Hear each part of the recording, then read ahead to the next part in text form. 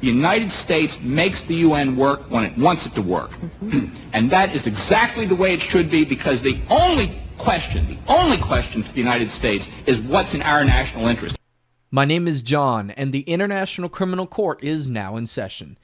It is February 12th, 2025, and we are just a couple days away from Valentine's Day. And for those of you who are married or currently dating somebody, what I'm doing here is basically a massive favor for any of you, okay? To make sure that you didn't forget whatever plans you had in mind, like giving your significant other a card, a gift, or perhaps a date or something. It doesn't matter. As I said, I'm doing you all a favor. But anyway, let's talk about the situation in Ukraine. So, Donald Trump is talking with Zelensky about reimbursing the United States of the $500 billion we have supposedly given them during the war so far, like over the course of the last 3 years. And Trump is demanding the Ukrainians that in return for more aid to them to fight against Russia, they will give the United States their prized possession, which is rare minerals. Ukraine has a lot of rare minerals that are like worth trillions of dollars. And as far as I'm concerned, the U.S. wants that in return. So, fair trade, right? But there's a problem. And that problem is that most of the mineral resources are not under Ukrainian government control. They are actually under the control of Russia right now in Donetsk and Lugansk Oblast, or Donetsk and Lugansk People's Republics, which is what Russia prefers to call them by, but I'm still going to call them Donetsk and Lugansk Oblast because why the hell not? And also, I should mention that before we talk about the situation on the front, it is important to know that Dnipropetrovsk Oblast is also home to a lot of mineral resources too. And for those reasons, or for that reason alone, I should say, I wouldn't be shocked if the Russians decided to gain the upper hand in a far more decisive manner if they were to enter this province. But with that being said, I feel like Donald Trump I feel like he now knows what's really going on. Maybe, I don't know, maybe he's not really in touch with reality on it yet. But it seems to me they're really tasking Ukraine with a very difficult quest, or a challenge, to say the least. They're literally telling them to recover all of their lost mineral resources, which are under Russian control right now, like most of it. I wouldn't say all of it, but most of it. And also, there have been talks about political solutions to the war in Ukraine.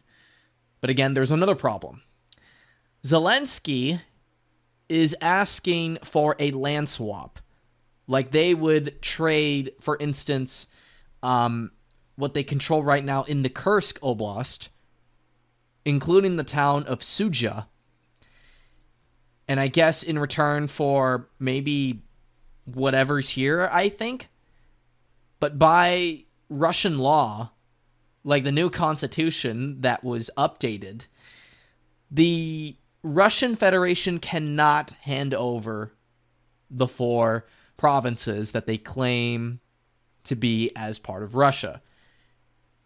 Maybe they could hand back the northern Kharkiv direction. But other than that, I just don't see them doing that. I also heard Zelensky desperately wants back the ZNPP, which is located in Ernodar in Zaporozhye Oblast. But I don't think that's going to happen either.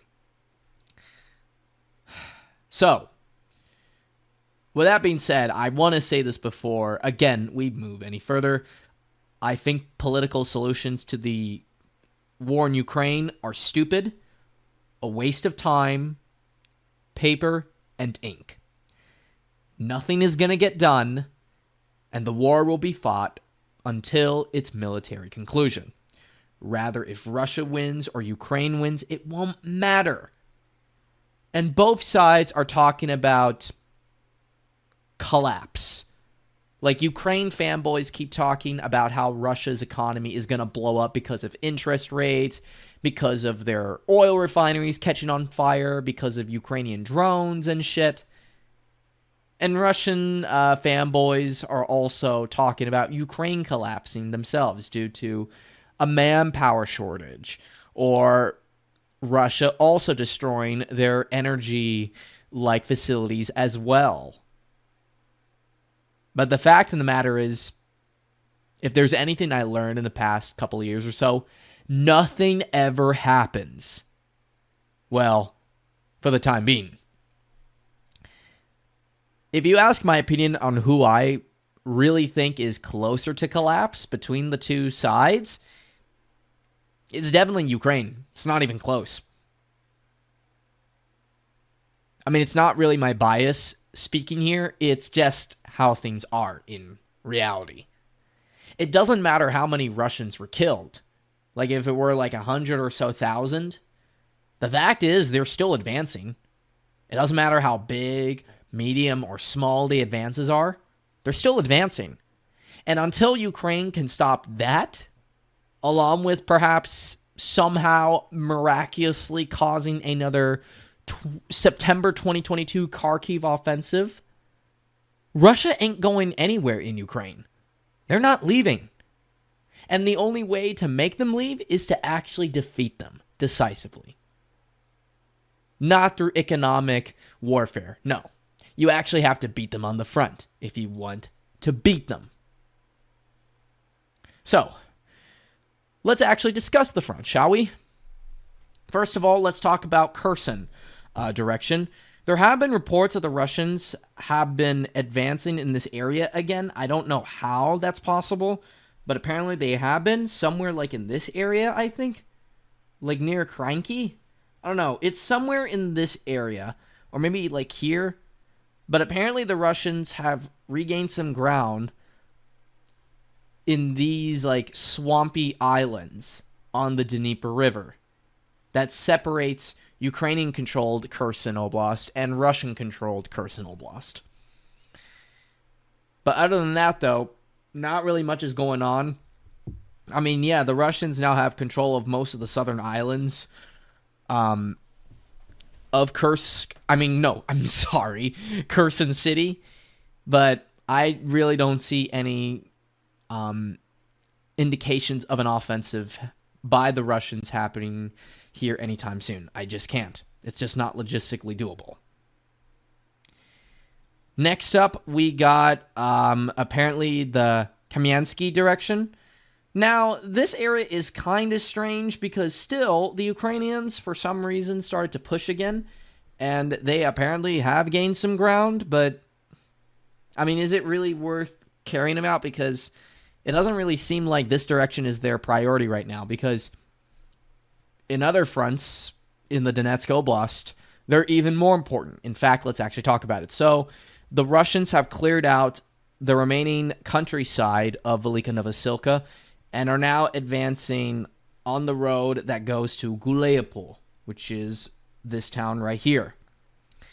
And from what I understand, the Russians are getting close to the small farming village of Novoselivka, or Novoselika, sorry. I don't know why I said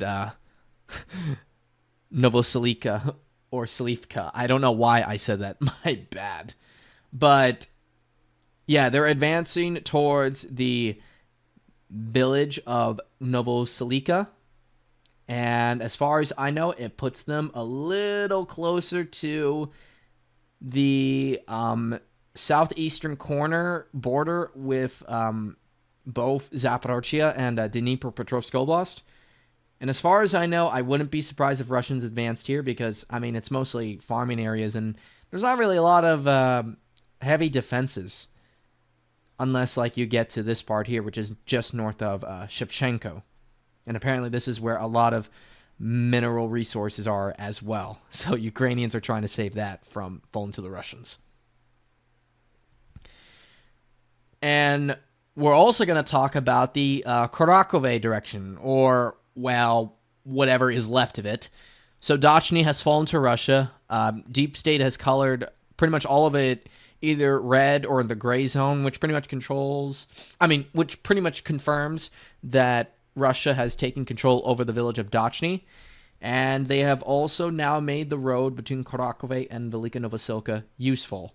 So this is a massive boon for Russian logistics as they try to clear out this pocket here that is south of Andriivka. And speaking of which, most of the village of Andriivka is now under Russian control, and with the recent Deep State update, apparently this area here is also under Russian control too. So it's pretty much obvious at this point that the village has fallen, and with the Andriivka falling to the Russians, this road here will eventually come under Russian control. And then there's this massive gap of empty farmlands that goes all the way to Dnipropetrovsk Oblast. Now, will the Russians advance towards the Dnipropetrovsk Oblast border via these empty farmlands? Maybe, maybe not. I don't know. But speaking of which, the Russians, after they took the village of Sribne under their control, they are now advancing and have taken half of Zaporozhye, the village, not the big city located on the Dnieper River. But yeah, they share the same name, literally the same name. And yeah, so they control half of the village here. And there already are some rumors that Zaporozhye village has already come under Russian control, but we have yet to receive 100% confirmation. But once this village falls, then it's really only just a few left before the Russians reach the Dnipropetrovsk Oblast border, which we all know that the Ukrainians are trying to prevent so hard from happening, because if the Russians reach the border, it is also very likely they'll just cross it and try to attack the sizable village of Novopavlivka, which goes to the strategic town of Mizova. And also, a little further up north, Uspinivka is still being contested for, even though it is now reported that most of the village is under Russian control. And then after that, the Russians will have to take the village of Novoalexandrivka, and they would have to take the village of Novoserhivka too. And from there, they can flank Udachne from the south, and perhaps enter Dnipropetrovsk from here. Because we all know that Molodetsky is not a very good defensive position. And speaking of not so good defensive positions, the Russians have been having some trouble in this area as of late, because apparently there is a reliable report that the Ukrainians have launched a counteroffensive in this area to retake areas they lost here. And so far, most, if not or maybe half of Pischine has come under Ukrainian control. And there is also reports of Ukrainians trying to retake the village of Kotline as well.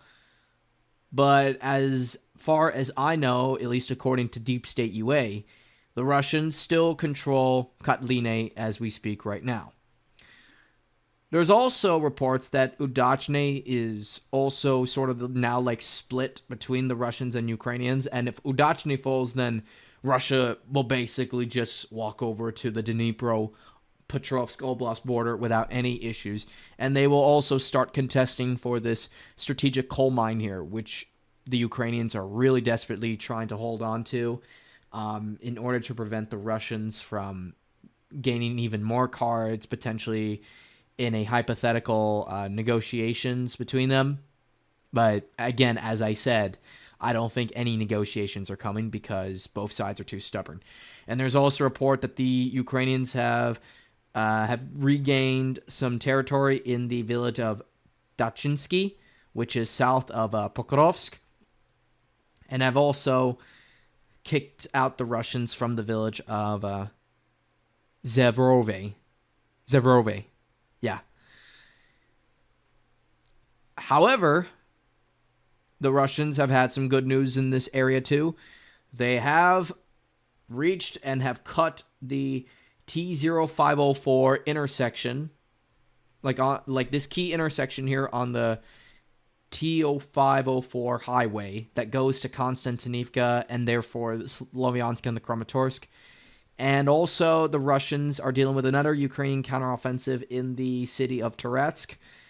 Ukrainians have reportedly have recaptured some territories, I think. I don't know if it's to buy time or if they're just genuinely trying to maybe retake the city, but we all know that's not going to happen at this point because Russians are now not only fully concentrated, but it seems with the inevitable fall of Chasiv Yar, the Ukrainians will have no choice but to not only completely leave Toretsk, but to evacuate all the way to Konstantinivka because, as I just said a moment ago, Chasiv Yar is about to fall to Russia. It might fall by the end of the month or the beginning of March. But yeah, Russians have been doing very well in the Chasiv Yar direction. And as far as I know, they control now basically most of the town.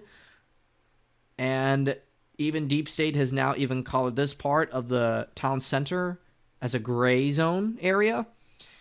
And there's even some reports speculating that the entire town center has fallen to the Russians. Now, I don't know how true those claims are, but if they were to be true, then the battle for Chasiv Yar has not only ended, but it would mark the beginning of the end of the Slovyansk-Kramatorsk metropolitan area. And we have also received a surprising update from Bilogorivka.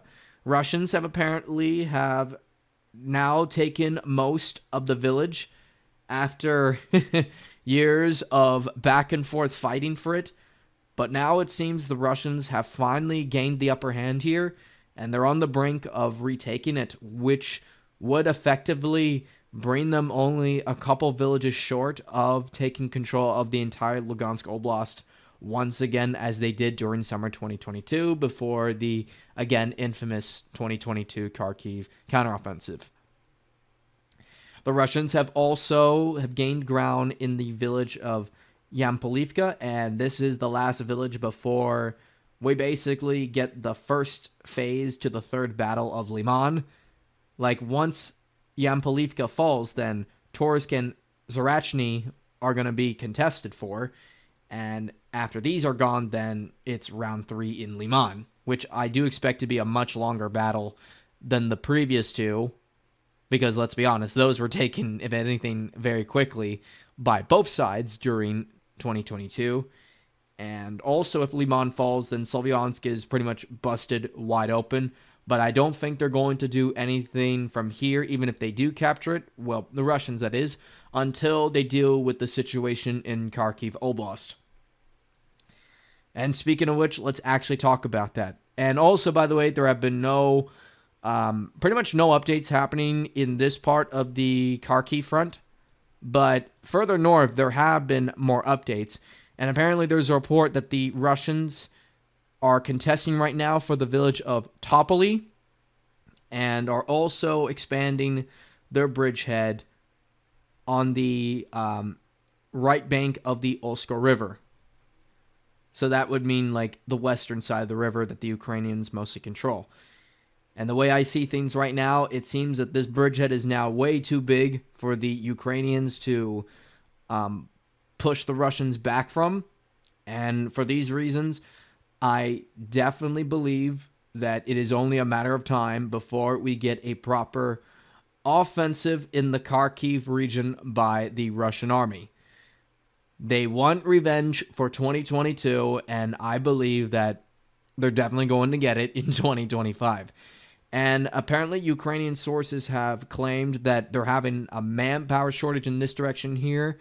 And if that were to be the case, then we may as well see something maybe similar to September 2022, but in reverse, which would be a massive, not only strategic disaster for Ukraine, but it would be perhaps maybe a mortal morale blow too, because they literally fought for all this back, and if this were all to fall without a fight again, chances are they'll probably lose it for good. But yeah, the Russians need all of this if they want to not only cement themselves in the Kharkiv region again, but to also increase their odds of retaking Kupiansk and the strategic city of Izium, which is the gateway to Donetsk Oblast from the north. And finally, the Kursk direction. The Ukrainians have launched a counteroffensive in this area. They retook, supposedly, Fanasivka and Cherkasskia Konopelka. But I've heard reports that the Ukrainians are already being pushed back in this area, and some are saying that there are a lot of high casualties on the Ukrainians. And also, there is a report that the Russians are advancing in the village of Severdilovkovo. Hold on, I need to try to fix my pronunciation of this place's name. Severdilovkovo. There we go. Severdilovkovo. And if this village were to fall, then basically the Russians will then have perfect access to Suja, like from this area here. Though I do think they gotta take Lebedivka before they take on the Suja like area here. But again, the way I see it, as I told people in the past, the Russians are going to likely enter the Sumy Oblast just to encircle the Ukrainians in Suja. Now, do I think the Russians will withdraw from Sumy Oblast again if they were to complete their task in the Kursk Oblast? No. I think they're going to seize the opportunity and perhaps maybe do another spring-summer 2024 Kharkiv-style offensive and perhaps bombard and pressure Sumy from the north. Like, they'll take all these areas that are, like, outside of Sumy, and then they'll, just bombard Sumy from there. Yeah, that's what I think is going to happen. There has also been reports of a small advance by the Russians in Volchansk, but it's not really anything too special. And, yeah. So, yeah, that's going to do it, folks. Tomorrow, Tulsi Gabbard is going to probably be confirmed as the Director of National Intelligence, and in my opinion, that's going to be somewhat of a game changer for Russia and Ukraine, because many have accused Tulsi Gabbard of being pro-Russia. And, yeah, I mean, a lot of the NAFO boomers and the Ukraine fanboys don't like her, and they're trying so hard to stop her confirmation from happening, even though it is now all but certain that Trump has the votes to get her confirmed. And considering how important intelligence is to our foreign policy and international relations, don't be surprised if, because of Tulsi Gabbard, we start hearing more bad and negative reports about the Ukrainians than we initially think. So yeah. So I hope all of you enjoyed today's video. I hope you all found it informative and interesting.